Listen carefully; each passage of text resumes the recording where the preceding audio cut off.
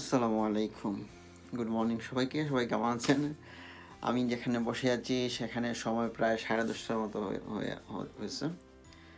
তো আজকে আমি দেখাবো আমার ঘুম থেকে ওঠার পরে আমার প্রতিদিনের রুটিন আপনাদের সাথে আজকে শেয়ার করব।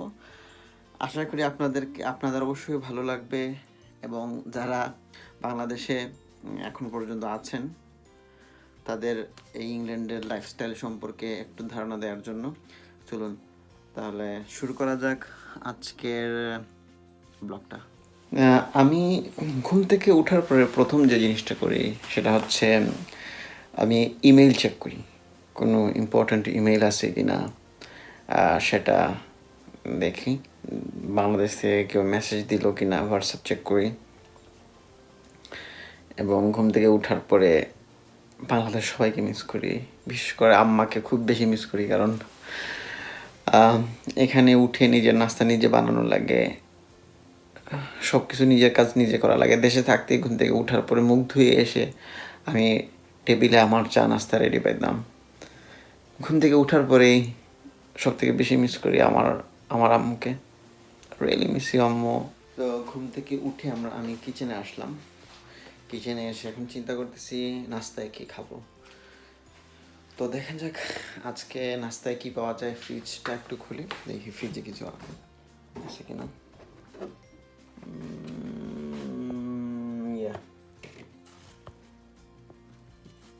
আমরা পাস্তা খাইতে পারি আজকে। আমি পাস্তা একটু গরম করে তারপর খেয়ে ফেলবো।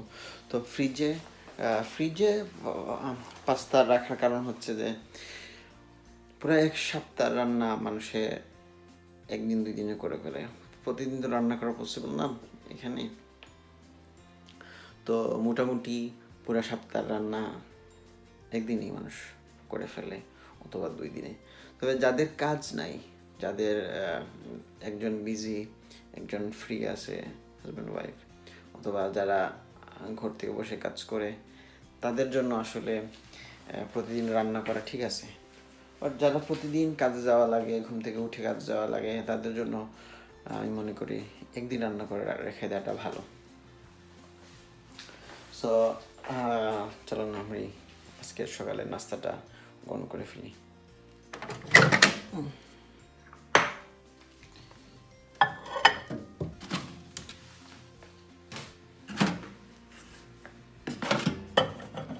জাস্ট পাস্তাটা ঢেকে দিলাম যাতে কোনো দিকে না ছিটকায়।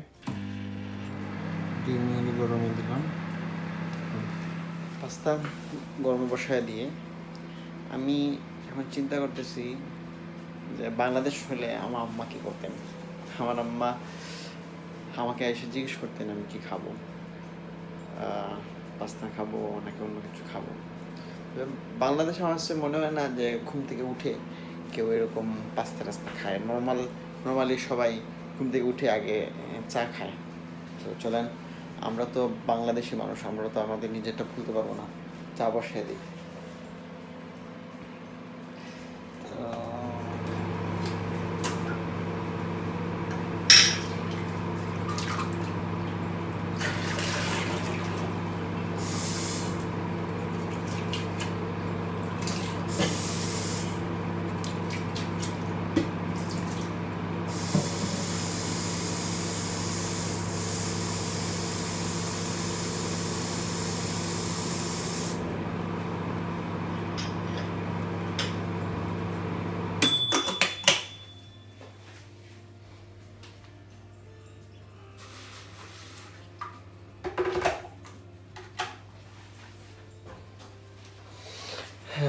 চা বসাই দিলাম, এখন ওয়েট করা যাক কত সময় লাগে চা হতে।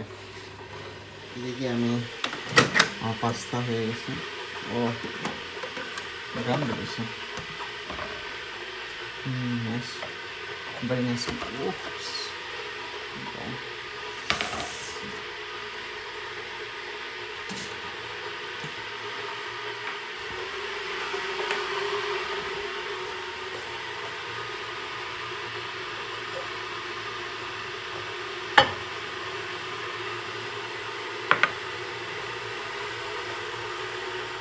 তো দর্শক, চা বানাইতে বানাইতে আপনাদের সাথে একটা স্টোরি শেয়ার করার ছিল। স্টোরিটা হচ্ছে চায়ের স্টোরি, চা আবিষ্কারের স্টোরি। চা আবিষ্কারের স্টোরিটা কি? তো চা আবিষ্কারের স্টোরিটা হচ্ছে, চা কিন্তু আবিষ্কার হয়েছে চীন থেকে। চীনের রাজা, উনি একটা গরম পানির পাত্রে একটা পাতা ভুলবশত পড়ে গেছিল, ওই পাতা সহ উনি গরম পানিটা খেয়ে ফেলছেন। আপনারা জানেন চীনে গরম পানি দেওয়া হচ্ছে একটা ভদ্রতা, এবং গরম পানি দিয়ে খাওয়া হচ্ছে তাদের একটা ট্রেডিশনাল একটা খাওয়ার পদ্ধতি। আপনাদের বাসায় যদি কোনো চাইনিজ মানুষ আসে, অথবা আপনি কোনো চাইনিজদের বাসায় চান, তাহলে কিন্তু আপনাকে গরম পানি দিবে। অথবা আপনার বাসায় থেকে যদি আসে চাইনিজ কোনো মানুষ আসে, আপনি গরম পানি দেন, তাহলে সে ভাববে আপনি ওনাকে খুব সম্মান করছেন এবং ভদ্রতা দেখাইছেন। এবং চাইনিজ পিপুল একজনের বাসায় যখন আরেকজন যায়, তারা কিন্তু সচরাচর ঠান্ডা পানি দেয় না, ঠান্ডা পানি না চাওয়া পর্যন্ত দেয় না। গরম পানি দেওয়া হচ্ছে তাদের এখানে ভদ্রতা। ঠান্ডা পানি দিলে ওরা উল্টা মাইন্ড করে। তো চায়ের স্টোরিটা যেটা ছিল, তো ওই রাজা ওই পাতা সহ চাটা খেয়ে ফেলছেন। ওনার কাছে এই চা গরম পানি সহ ওই পাতাটা ভাল লাগছে। তো উনি রেগুলার খাওয়ার পরে উনি নিজের শরীরের মধ্যে একটা ইমপ্রুভ লক্ষ্য করলেন।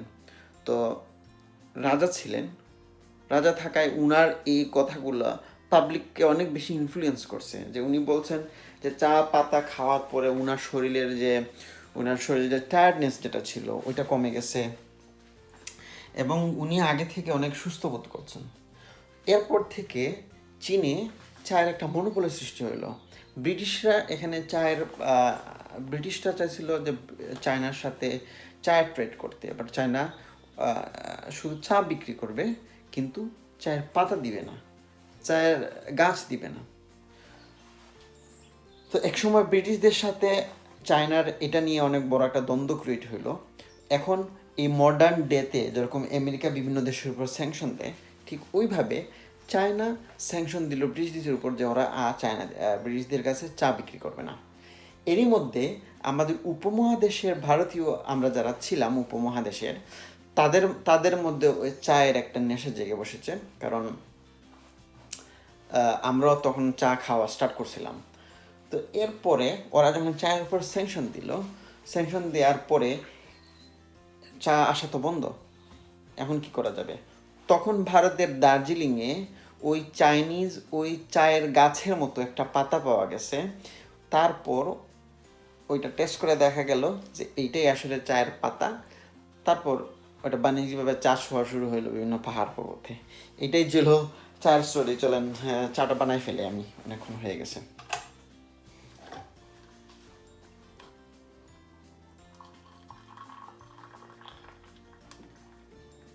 আমি আসলে দুধ চা খেতে এত বেশি পছন্দ করি না, কারণ এখানে দুধ চা খাওয়া আর রং চা খাওয়া একই কথা। কারণ চায়ের মধ্যে এত বেশি টেস্ট নেই। বাংলাদেশে যেরকম চায়ের মধ্যে একটা টেস্ট থাকে, চা খাইতে একটা অন্যরকম একটা ভালো লাগা কাজ করে। এখানে এই ধরনের চায়ের মধ্যে আমি ওই টেস্টটা পাই না, জানি না কেন। অন্য কেউ পায় কি না জানি না, তবে আমি একজনে পাই না। তো চাটা এমনিই খেয়ে ফেলি, শুধু রং চাটাই খাই বেশি। দুধ চা খাওয়া থেকে না খাওয়াটাই মনে করি ভালো।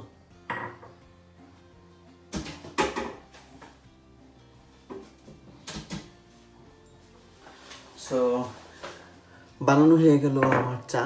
আমি চায়ের মধ্যে কোনো চিনি দেই নাই, জাস্ট গরম পানি এবং চায়ের পাতা।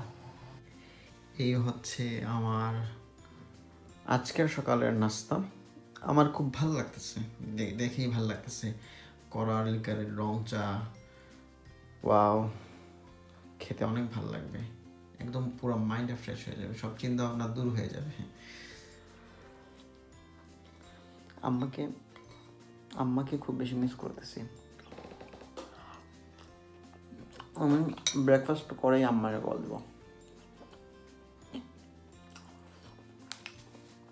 প্রথমে আম্মার যে প্রশ্ন থাকবে, আমি কিছু খাইছি কিনা।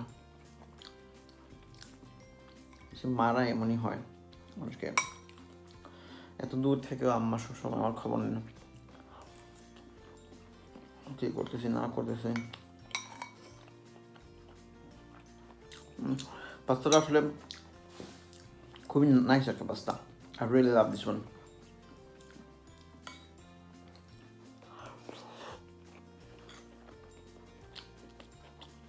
Thank you, Gavin. It's really nice pasta.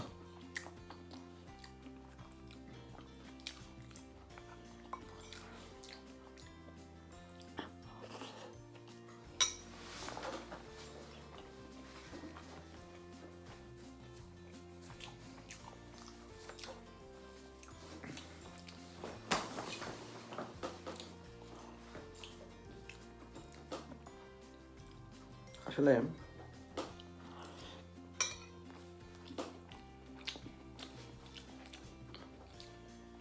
মানুষের জীবনে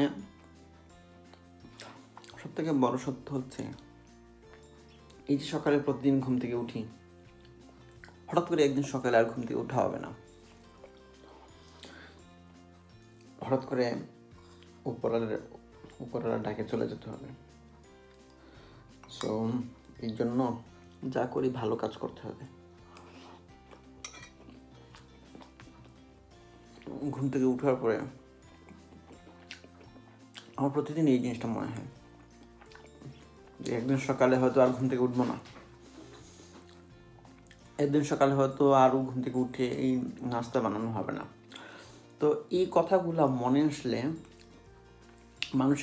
মানুষের ক্ষতি হয় এমন কোনো কাজ করা থেকে নিজেকে বিরত রাখা যায়, বা অন্যায় কোনো কিচ্ছু, পাপ কোনো কিচ্ছু, অনধিকার চর্চার কোনো কিচ্ছু, এগুলো থেকে নিজের বিরত রাখা যায়। তো আমি এটা পজিটিভলি নেই। মৃত্যুকে আমি একটা হাদিস শুনছি, মৃত্যুকে যারা প্রতিদিন 20 বার স্মরণ করে তাদের জন্য জান্নাতে যাওয়াটা অনেক সহজ হয়ে যায়। এটার পিছনে যুক্তি কি? আপনি যদি মৃত্যুকে প্রতিদিন 20 বার স্মরণ করেন, তাহলে এই 20 বারে স্মরণ করার সময় আপনি যে মৃত্যু নিয়ে ভাববেন, তার 1 ঘন্টা 1.5 ঘন্টা পর্যন্ত আপনি কোনো অন্যায় কাজ করবেন সেটা আপনি করতে পারবেন না। কারণ আপনার ভেতরে তখন মনে হবে যে আমি যদি এই অন্যায় কাজটা করি তাহলে তো আল্লাহ আমাকে দেখতেছেন, আল্লাহ তো হাসর ময়দানে আল্লাহর কাছে আমাকে জবাব দিতে হবে।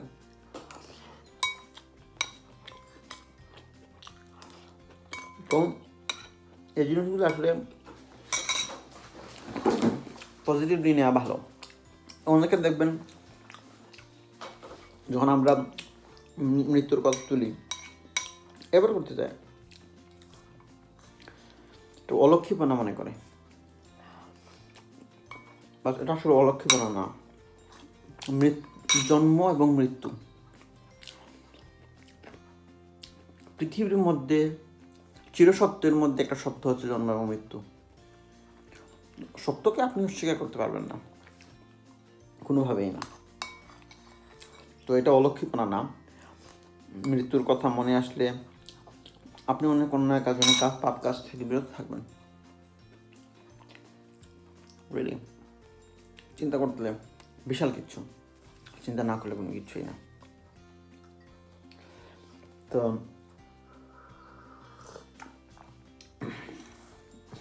চিনি যারা চিনি নাই চায়, ভালোই লাগে। সুগার অ্যাভয়েড করাটাই ভালো।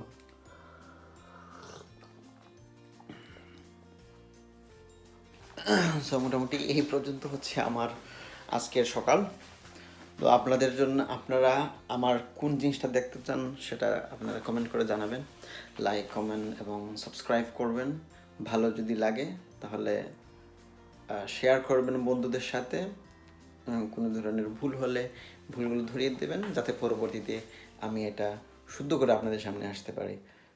সালামু আলাইকুম ওয়া রাহমাতুল্লাহ।